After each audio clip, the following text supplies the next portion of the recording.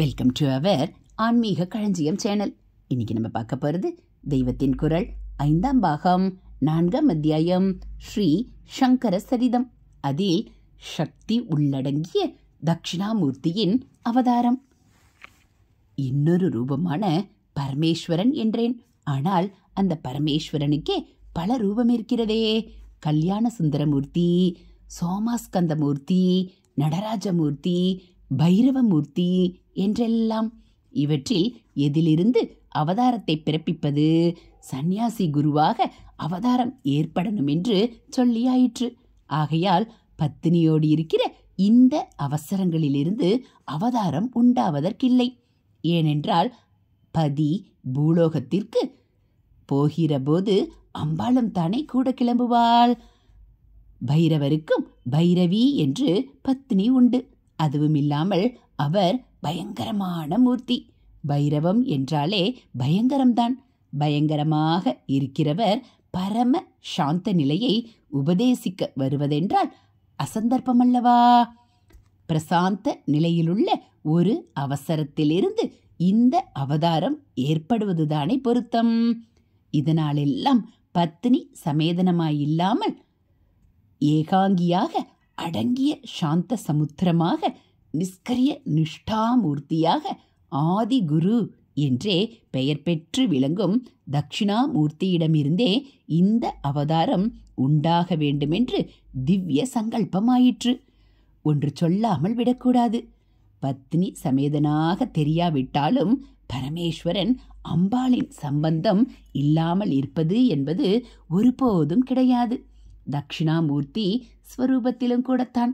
அதே போல அம்பாளும் பாலா திரிபுர சுந்தரி, கன்யாகுமாரி, துர்காதேவி என்றெல்லாம் ஈஸ்வரனோடு சேர்ந்தில்லாமல் தனியாக காணப்படும் சமயங்களிலும் நம் காட்சிக்குத்தான் அவன் தெரியவில்லையே தவிர அவன் அவளிடமிருந்து பிரிந்திருக்கிறான் என்று ஒருபோதும் இல்லை. சிவ சக்திகளை ஒருபோதும் பிரிக்கவே முடியாது. நிர்குண சகுண பிரம்மங்களைத்தான் முறையே சிவன் சக்தி என்பது. இரண்டும் சேர்ந்துதான் பரபிரம்மம். லோகத்தில் பல தினசாக விளையாடி காட்சி கொடுத்து பலவிதமான பாடங்களை கொடுக்க வேண்டும். பலவிதமான தத்துவங்களை உணர்த்த வேண்டும். பலவிதமான ரசங்களை தரும் கதை புராணங்களாக நடித்தே இப்படி செய்ய வேண்டும் என்றுதான் அவர்கள் சில அவசரங்களில் தம்பதியாகவும் சில அவசரங்களில் ஒண்டியாக ஏகாங்கியாகவும் இருப்பது. பரமஞானமான தட்சிணாமூர்த்தி ஸ்வரூபத்தில் பரமேஸ்வரன் நிஷ்கிரியமாக உட்கார்ந்திருக்கும் போதும் அவருக்குள்ளே சகல கிரியாசக்தியுமான சாக்ஷாத் அம்பிகையை அவர் நம் கண்களுக்கு காட்டாமல் தான் இருப்பவர். இல்லாவிட்டால் அந்த நிஷ்கிரிய மூர்த்தி அவதாரம் என்ற கிரியையே பண்ணியிருக்க முடியாது. அவதரித்த பின் ஆசேது, ஹிமாச்சலம் 3 தரம் இந்த பெரிய தேசத்தை சுற்றி வருவது, கட்டுக்கட்டாக புஸ்தகம் எழுதுவது, ஊரூராக போய் வாதம் செய்வது, பேர் பேரா அனுகிரகம் செய்வது என்றெல்லாமும் செய்திருக்க முடியாது. அவதாரத்துக்கு பெயரே என்ன? சங்கரர். கரர் என்றாலே செய்கிறவர், காரியம் பண்ணுகிறவர் என்றுதான் அர்த்தம். சம் என்றால் உயர்ந்த மங்களமான சுகம். லோகத்திற்கெல்லாம் பரம மங்களத்தை விடாமல் செய்கிறவர் சங்கரர். செயலில்லாத தட்சிணாமூர்த்தி இப்படி வந்தார் என்றால் எப்படி? கிரியசக்தி, இச்சாசக்தி, ஞானசக்தி ஆகியனவும் தான் எல்லா சக்திகளுக்கும் மூலமான பராசக்தி அவருக்குள்ளேயே சூக்ஷமமாக அடங்கி இருந்ததால்தான். ஹரஹர சங்கர, ஜெய ஜெய சங்கர. அடுத்து சாக்தர், சைவர், வைஷ்ணவர் 3மான ஆச்சாரியாலை பற்றி சொல்வதுண்டு. அந்த சாக்தோ பஹி சைவ வியாபகாரே து வைஷ்ணவ என்று உள்ளுக்குள்ளே சக்தி அம்பிகையான பராசக்தி வெளியிலே ரூபத்தை பார்த்தால் வெள்ளை வெளேரென்று விபூதியும் ருத்ராட்சமுமாக பரமசிவனை வந்திருக்கிறானோ என்று நினைக்கும்படியாக லோக விவகாரம் ஓயாமல் ஓடி ஆடி பண்ணி கொண்டிருப்பதிலோ விஷ்ணுவாகவே இருக்கிறார். வாயாலே ஆசீர்வாதம் பண்ணுவதும் நாராயண நாராயண என்றுதான். ஸ்ரீமுகம் கொடுப்பதெல்லாம் கிரியதே நாராயண ஸ்மிருதி என்று விஷ்ணு ஸ்மரணையோடுதான்.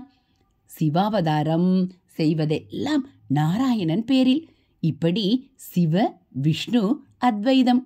விஷ்ணுவை விவகார சக்தி, கிரியாசக்தி என்றெல்லாம் சொன்னால் என்ன அர்த்தம்? அவர் அம்பாளே என்றுதான் அர்த்தம். புருஷ ரூபத்தில் அவதாரமாதலால் அம்பாளின் புருஷ ரூபமான நாராயணனின் பெயரிலேயே எல்லா காரியமும் செய்தார். வெளியிலே காட்டாமல் உள்ளுக்குள்ளே அம்பாள் ஸ்வரூபம், அதாவது ஹிருதயத்திலே தாயாராக பரம கருணை. அதுதான் அந்த சாக்த சக்தி. சக்தி என்றால் அந்த கருணைதான். அது இல்லாமல் சிவம் இல்லை. சிவம் தான் இருப்பதாக தெரிந்து கொள்ளவே ஒரு சக்தி இருக்கத்தானே வேண்டும். சிவம் தன்னையே கருணையாக வெளிப்படுத்திக் கொள்வதும் சக்திதான். அவளுடைய விமர்சமில்லாமல் இவருடைய பிரகாசம் லோகத்துக்கு ஏற்படவே முடியாது என்று தத்துவ ரீதியில் சொல்வார்கள்.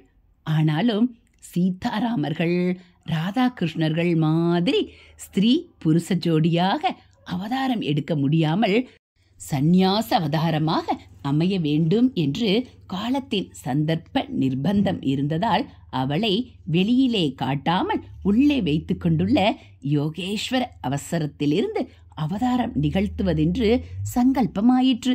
மகாவிஷ்ணு எப்போதும் லக்ஷ்மியை வெளிப்பட வைத்து கொண்டேதான் இருப்பார்.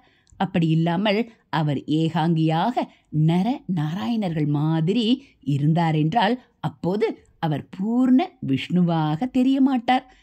அம்சார அவதாரம் என்னும்படிதான் இருப்பார்.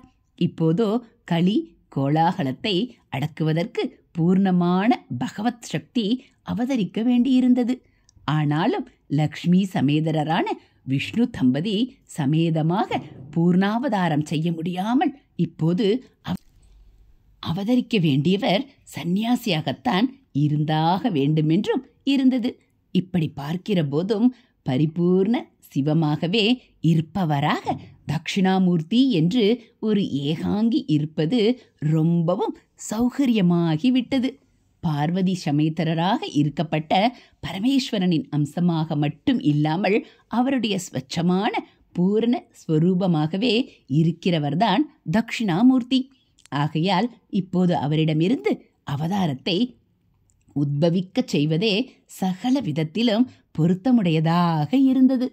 இப்படியெல்லாம் எல்லா பொருத்தங்களும் இருக்கும்படியாக பரமாத்மாவின் சங்கல்பம் அமைந்தே பரம சுபமான ஸ்ரீ சங்கராவதாரம் ஏற்பட்டது. ஹரஹர சங்கர ஜெய ஜெய சங்கர, ஹரஹர சங்கர ஜெய ஜெய சங்கர. மகா பெரியவாச்சரணம். இதுபோல் தெய்வத்தின் குரல் பகுதிகளை நீங்கள் தினந்தோறும் கேட்கணும் அப்படின்னா மறக்காமல் நம்ம சேனலை சப்ஸ்கிரைப் பண்ணுங்கள்.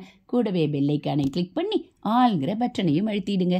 நம்ம சேனலில் வரக்கூடிய தெய்வத்தின் குரல் பகுதிகள், மகாபிரிவ மகிமை, ஆன்மீக கதைகள், ஸ்லோகங்கள் எல்லாம் உங்களுக்கு பிடிச்சிருந்தா ஒரு லைக்கும் கமெண்ட்டும் கொடுத்து உங்களுக்கு தெரிஞ்சவங்களுக்கும் ஷேர் பண்ணுங்க. தேங்க்யூ.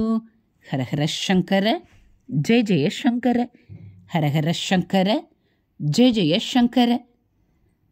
மகா பெரியவாச்சரணம்.